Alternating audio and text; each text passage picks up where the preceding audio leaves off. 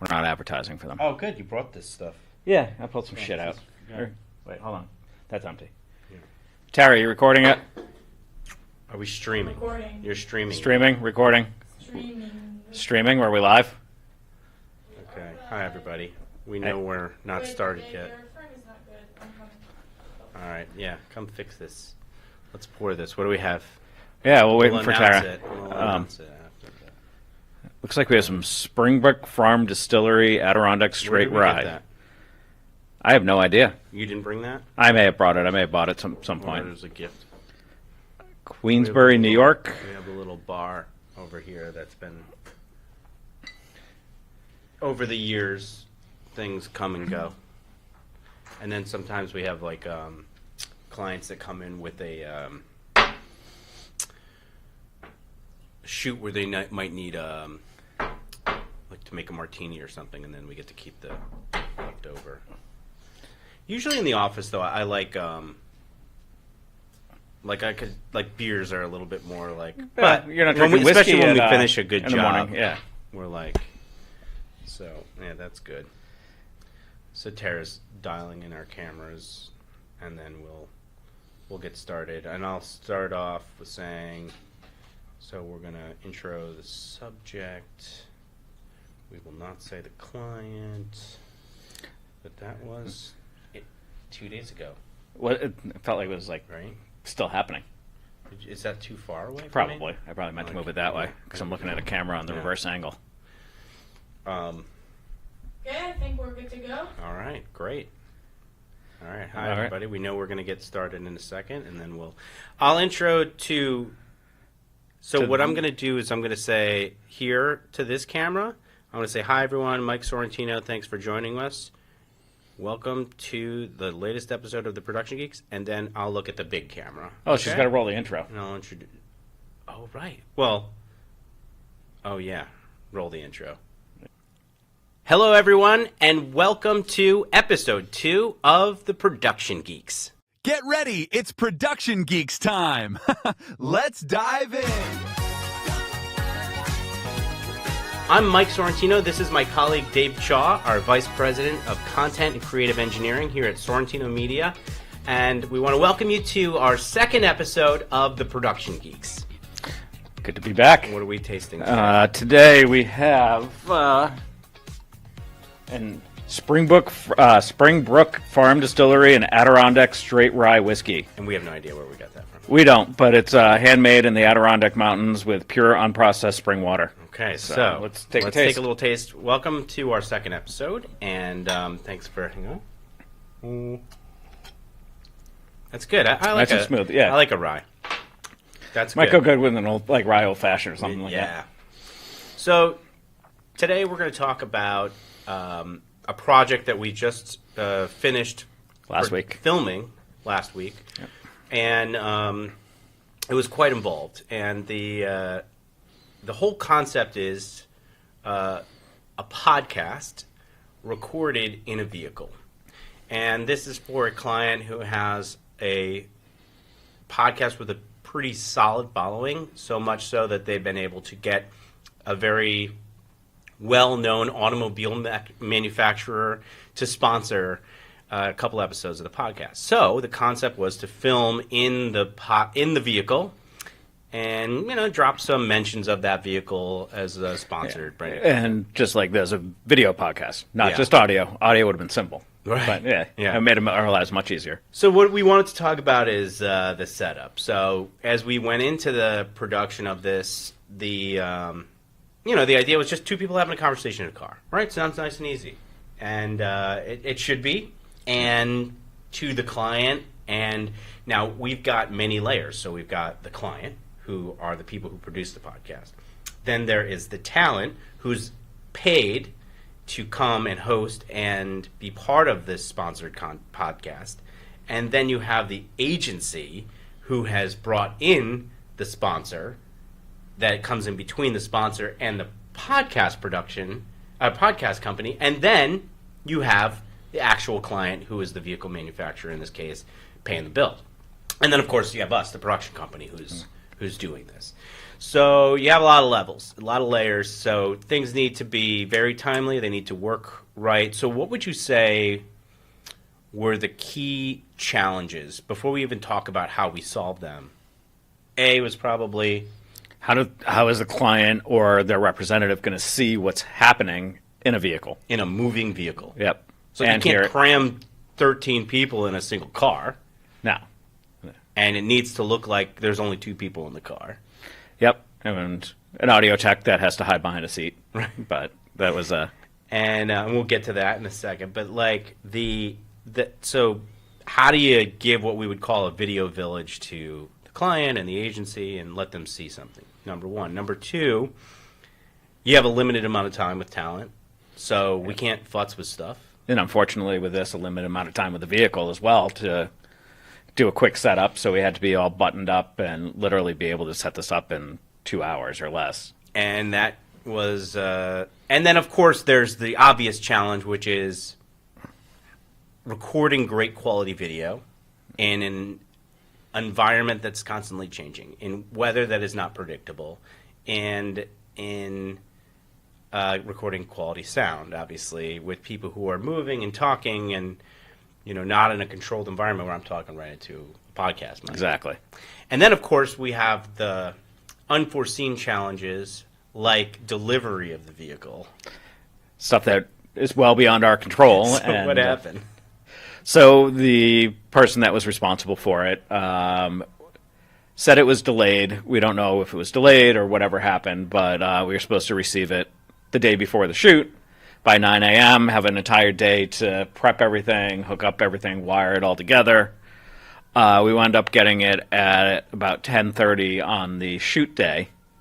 Well, A different one. yeah, a different one, right? So, like, somewhere in the logistics process, but beyond our control, the delivery, and we've dealt with vehicle deliveries, and they're horrible. It's the same thing as like a FedEx. Most of the time they show up on time, and then there's that one time out of 10 where it shows up like a week late, and Yep. you're like, "Where's my package? Where's my package?" That's exactly what happens sometimes with automobile deliveries, and that's what happened here. So then the producer, the client, Dave, was driving to car dealerships out in Long Island trying to find this matching vehicle, and Luckily, found yeah. one. Luckily, we got one. Had a not going to give them a shout out because we're not going to name the Yeah, client right, right they now. were But a local family-owned dealership out in Riverhead really helped us out for this, and we appreciate that. So, all right.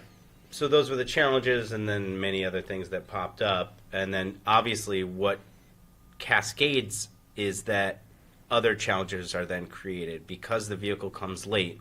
We don't have it the day before Nope, to set up the gear. nope, not at all.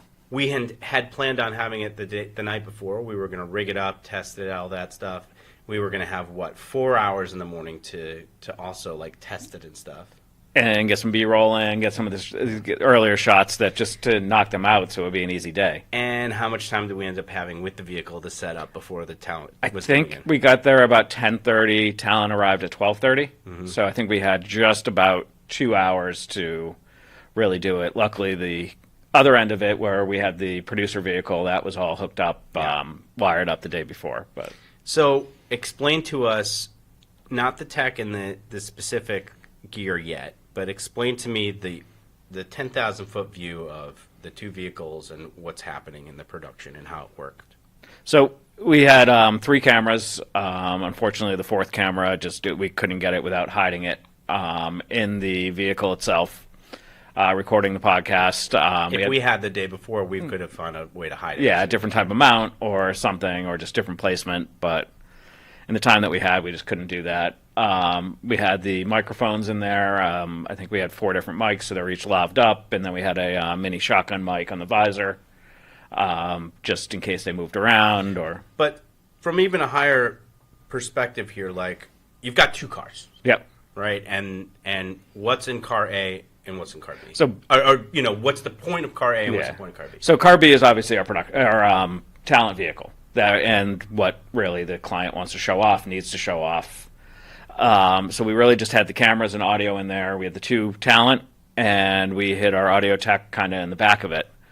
The other vehicle we had, basically we had a lead camera So the camera was mounted onto the back, and we'll get into specifics on how we did that. And that was basically leading everything, shooting the vehicle from the front the entire time. And there were 4 of us in that front car. Yep, 4 of us. Dave's driving.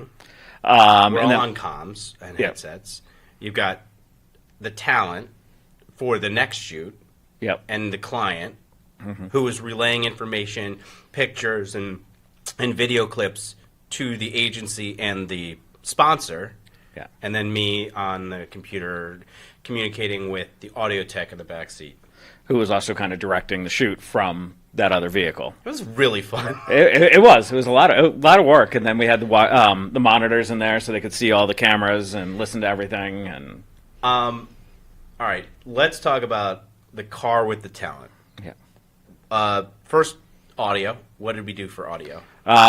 mentioned previously, but yeah, we had 2 mini shotgun mics that were mounted on the visor. I think Kevin, our audio tech, brought the DPAs, which sounded really, really great. And then he had a lav on each. We double mic'd each talent because you never know if they're going to scratch the mic, especially the driver moving around. You don't want to get that scratching and then not have usable sound. So we did the shotgun mics. It sounded great. And then for video, we wound up using iPhones mounted onto the windshield. But not just the iPhone. We had the Blackmagic Cam App, which allowed us to not only put out the video through HDMI clean, but also record ProRes high-quality files directly onto an SSD at the same time. So we've got iPhones. We've got 3 iPhones suction cup to the windshield. Yep. And each iPhone has an HDMI cable running out of it, and it has an SSD plugged into it. We're using a dongle. Yep. But you had to run. You were smart enough. Dave always thinks of I always joke whenever we're like building a studio or something, how you know where everything in the aisle. When we were out at LA, I planned out every single aisle at which store we were getting the stuff from, and so Dave's always like thinking, and then you were like, we're gonna need USB extension cables because we don't want the dongles to hang right next to the camera because it's gonna be loose, and so that really worked out for us. Yeah. Obviously, because sometimes these cables are cheap, and even though we had a million of them, some phones, there was one phone that the extension cable wasn't effective. Even with other cables, it didn't work, so we had to work it. But the bottom line is, USB-C extension cable coming out of an iPhone, yep, running to the back seat, where we had the dongle. Yep, and we had a ATEM Mini back there where we were taking in all the cameras, the 3 cameras. The 4th GoPro was hooked into it, even though we didn't wind up using it. And then we spit the multi-view out of that, and also recorded backup ISOs within the ATEM. Yeah, so that really, the ATEM Mini, in our case, we use the ATEM Mini ISO Extreme, the one that has 8 ports, and the ATEM Mini, I love that little device, all of them. I mean, it goes back to this. I think we talked about it last time, like finding the right gear for the right job. Would I want to switch a huge show on an ATEM Mini? Probably not. But everything serves a purpose. Like, it's a good little tool for minimal production needs. Yeah, so it made our multi-viewer, Yep. which was nice. So we output the multi-view signal, which we'll talk about, to the viewer, the video village in the front car. And then it also recorded ISOs in sync of each camera. So basically we had a backup of all the cameras coming out, which was a good thing because we did run into some overheating with the devices because of the time shift and things like that. We didn't necessarily account for the midday sun pouring into a windshield. Phones are charging and right. recording and really kind of maxing out the capability of what these phones can do.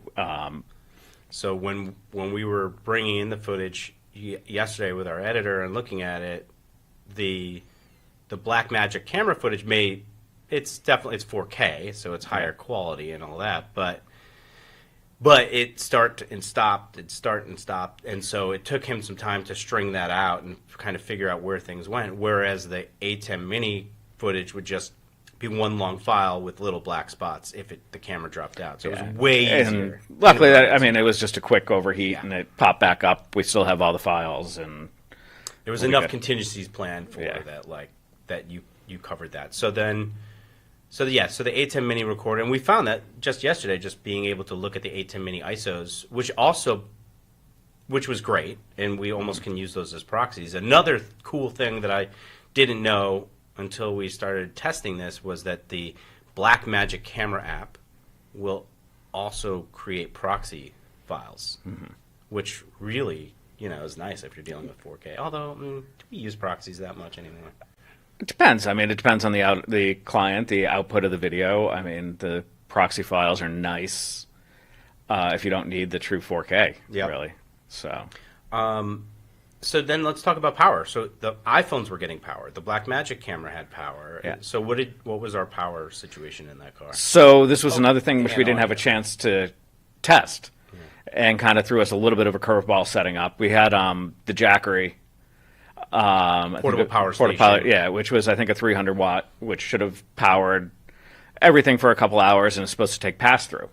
So these vehicles, the vehicle that we were using, had a built-in inverter, and we should have had enough power to pull through whatever it was. It worked in my vehicle through that inverter, but I don't think the one that we got had a powerful enough inverter to do pass-through power into that. So it wouldn't even charge. So the power bank is supposed to do pass-through. So we would have been able to get through the entire day without even thinking about it, because it'd be, Right. So essentially, this whole concept is that if Mike's the got to car- dumb down my nerd talk. Yeah, exactly. So the car shuts off, and it's not feeding electricity to our power bank. The power bank's got a battery that's long enough to power this stuff for 2 hours if it needs to. Yeah. So luckily we weren't drawing that much power. We were able to go directly into the inverter.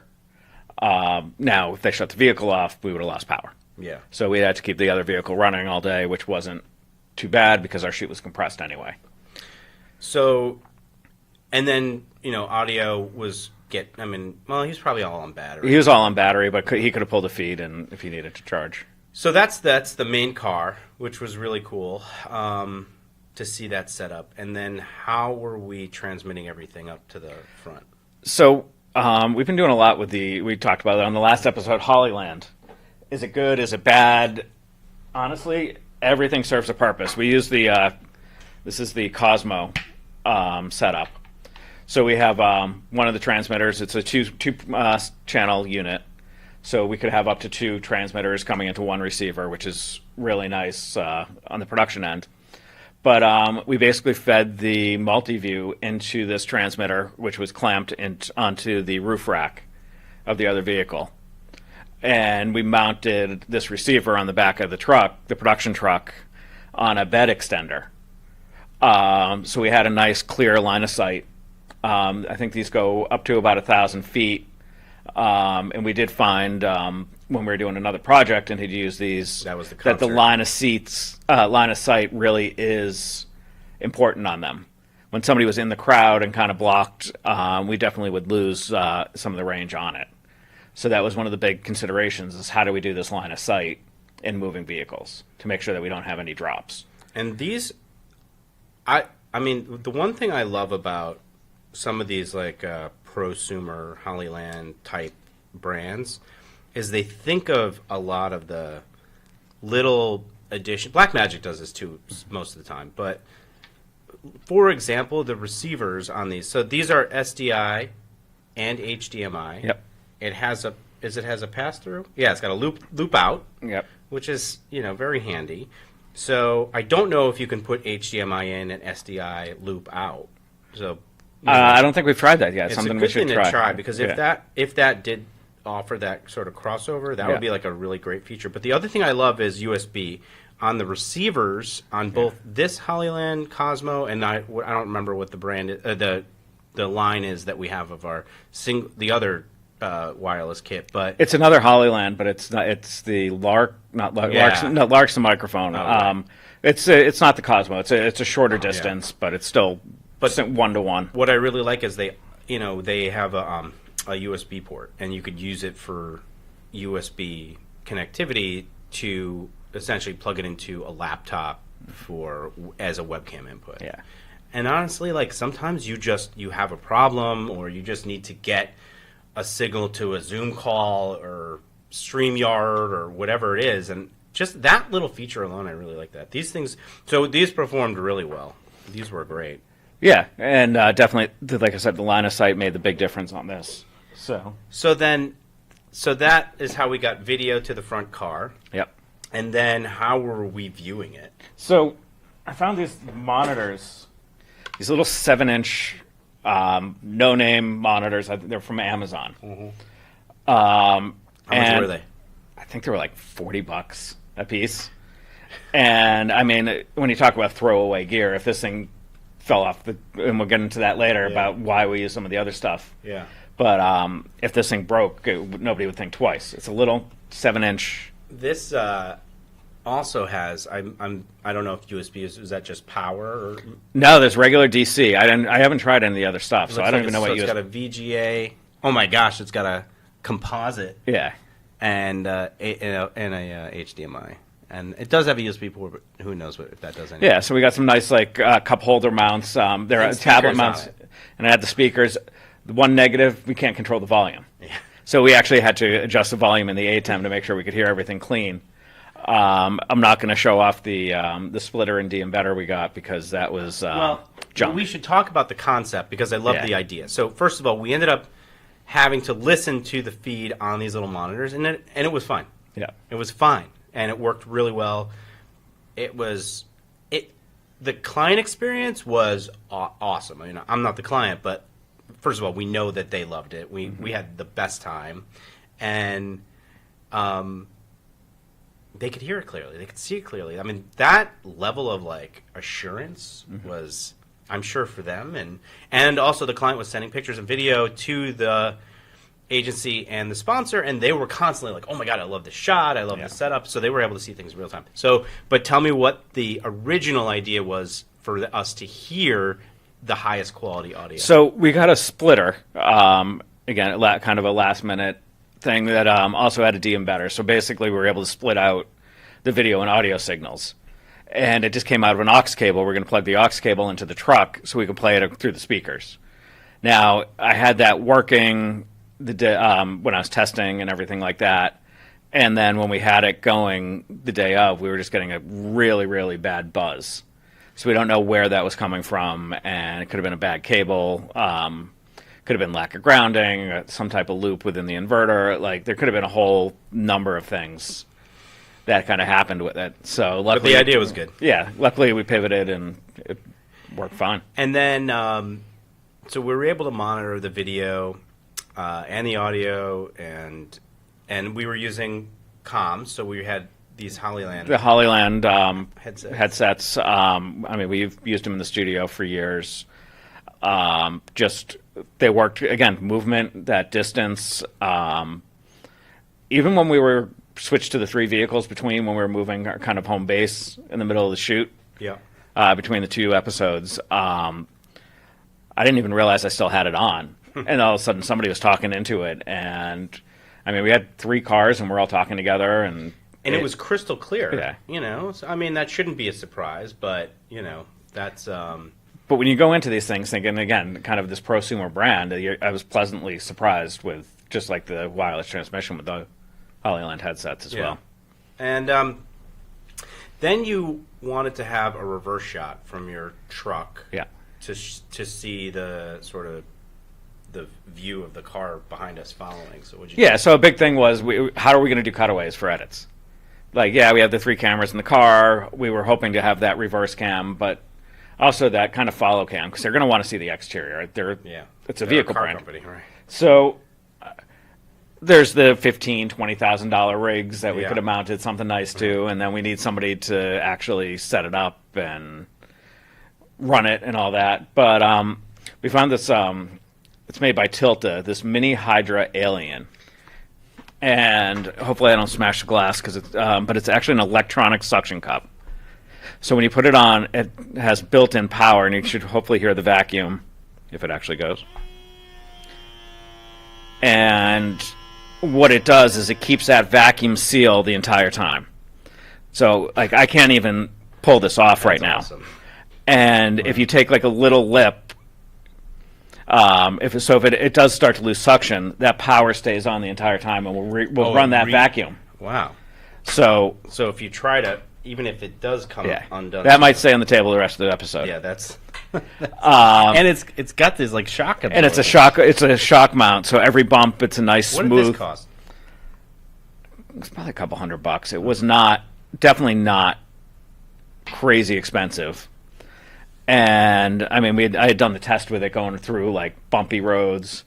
Unfortunately, we didn't get to go on the off-roading adventure that we were hoping to.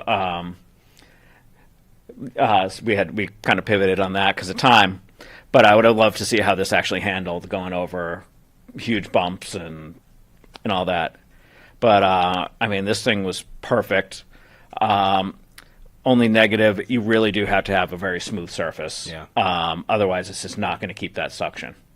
And it has to be a very firm surface. So I originally had it on the top of the tailgate on the pickup, and because it's a plastic, the plastic lifted up a little bit with the suction. Yeah. So now you don't have any. So this would just constantly be running, trying to keep up with it, and you can just kind of lift it off. And how did you solve for that? So we wound up putting it on the bed cover, which was just a much more like. But it wasn't rigid. perfectly flat like glass, right? It was not glass like this. I mean, I don't know how we're going to get this off, Obviously, but bed cover's not glass. But yeah, it's not but super soft. no, but it's but again, just making sure it's clean. We had the alcohol wipes to make sure you're getting a nice, very clean connection between both. And I mean, this thing didn't move. Now we were going 60 miles an hour, so we had to say, okay, how do we? Right. So even with shock mount, Even with the shock mount, it looked great, but also like, is this going to fly off the back of the truck? Like, what if the suction actually fails? Yeah. So we wound up running just some rope, tying it down here. So we had this like kind of rope, literal rope, literally just rope on this. Just the safety chain we used on the Hollylands. We had the super clamps going onto the bed extender for that. And then we ran the safety chains around all that because we had them. So the Hollylands run off they have the V-mount batteries. So we had that in the V-mount, and we wrapped zip ties around it, safety chain, and then attached it directly. So if that clamp were to fail, that also would not go flying off. It would fall down, but it wouldn't fly off and hit the vehicle that we're actually trying to show off. And then we also had to think about the camera on this. So this just has the regular quarter-inch screw. And we were using this, the DJI Osmo Pocket 3, relatively new model, I think. Is that 4K? And I believe it does 4K. And it shoots vertical and so you can do vertical, horizontal. So you're just mounting this there. There's no real screw mount on it, and so we had to get from Tilta also. They make Osmo. They make it's specific to the Osmo. So there's no way to mount this on there. It would have just been like a USB-C, and we probably would have had to zip tie it. Like, it would not have been smart. This is not really meant to be mounted necessarily. It's meant to be the handheld gimbal, which we actually did take advantage of too, which was nice. Yeah. But Tilta makes the adapter where you have the screw on the bottom, pass through USB power, and it literally locks right into here. So that thing is not coming out. That's awesome. Without unlocking it. I didn't know we ended up using that. That's cool. So that mounted right onto the shock absorber here, so it would bounce and whatever we needed. It was this was great. And the quality of this. What do those run for? The Pocket 3s? Still just a couple $100. They're nothing crazy. So I mean, when we were looking at this equipment, like, we really didn't have to spend a lot out of pocket to rig this up. I think the most expensive thing we got was probably the bed extender, just so we could have that external mounting points. I mean, granted, the wireless system, we had all that stuff in house. But Yeah, that's staying there the rest of the show. So how does that come off? We'll have to figure it out. You got to peel up a corner, and usually. Oh, really? Yeah. You can't push a button and unsuction it? I don't think so. So that ended up being quite successful. And I think, this wireless transmission stuff has been remarkable. I remember working in news when they first came out with the line-of-sight wireless stuff, and we were finally able to set up these line-of-sight things in a window on a building in Manhattan, point it down at the satellite truck back when we had to use satellite trucks, and then be able to get it. Because before that, we'd have to run cable, and we'd have to go sometimes throw a cable out the window if it was a residential or something where we didn't have. And it was crazy when you wanted to shoot inside of a building and feed to a satellite truck. And now we're talking about, a couple $1,000s for this Hollyland kit. Yeah, I mean, it was a couple of units we got, and it wasn't anything crazy in the grand scheme of things. What's the other toy we didn't get to play with yet? So we did get a drone. Unfortunately, we didn't have the time to use it. The DJI Air 3S. Yeah, so we can't really report on the success with that one yet. Well, I did a couple of test flights yesterday with the little bit of battery power, but it's also like the registration. You have to take a course, 30-minute course to get approved to actually fly it recreationally. And we use that term recreationally very lightly, so we don't have to pay for the license yet. Well, but I mean that was an awesome shoot. Yeah, I know the videos are going to come out great. I know the client's going to be happy, and we already know that they're hoping to do more. So so that's one client, that's great. But now we have more tools in our arsenal here. Yeah, and even just little projects like what can we take advantage of? What do we like? This is you could throw it on a wall if it's soft, flat. I mean you can really mount it, and then you can set the angle and the shock absorbent. Like it's crazy. Good show and tell. I think that is how we should wrap up today. Well, just going back to your wireless thing. Yeah. Going to preview a future episode talking about live view. And kind of getting rid of the satellite that you were just talking about. The whole need for something like that, wireless transmission. I mean, that'll be coming up in one of our future episodes, and we're hoping to get at least one rep from LiveView to join us. There's obviously other, providers out there. We'll talk about them. We're not biased, but we've really had great luck with LiveView. We've tested other vendors, and LiveView for us has really been great. Yeah, that's going to be a fun, dorky episode. Yeah. Well, cheers. Here's to another successful week of production. Yeah. What's on our docket for next week? What problems are we solving? Well, we got to figure out how to do a 24-hour live stream. Yeah. That overlaps another live stream With the CEO of a company of 100,000 plus employees that they're doing a town hall. That overlaps the setup, and then another stream on the next day. And then we go right into another huge live event the following week. For a FANG company, So that'll be kind of crazy. So... But we're hoping to actually do a couple of these podcasts live from some of these satellite places and kind of talk through it. Do it when we do the aerospace thing. Yeah. Where we're going to do a test flight of the world's first, our largest electric battery-powered airplane. Will be really exciting. But we want to say thank you for listening, and hope you found this information valuable. And I'm going to challenge everybody. Yeah, do it. What? We want you on our podcast. Yeah. So come up with a project that you have.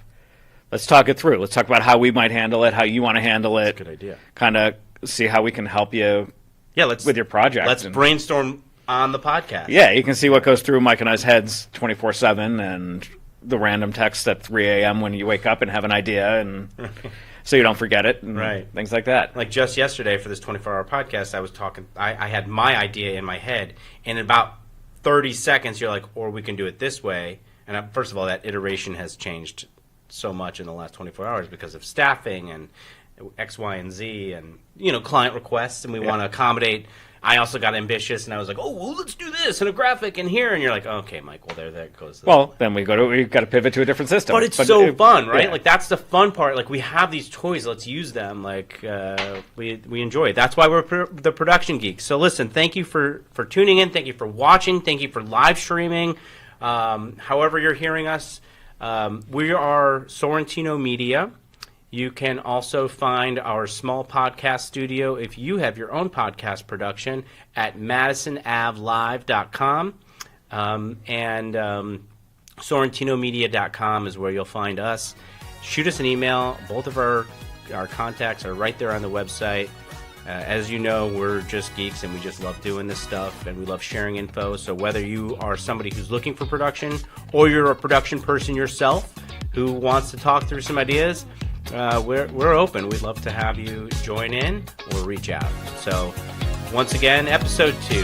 Thanks for joining us here on the Production Geeks. Have a good one.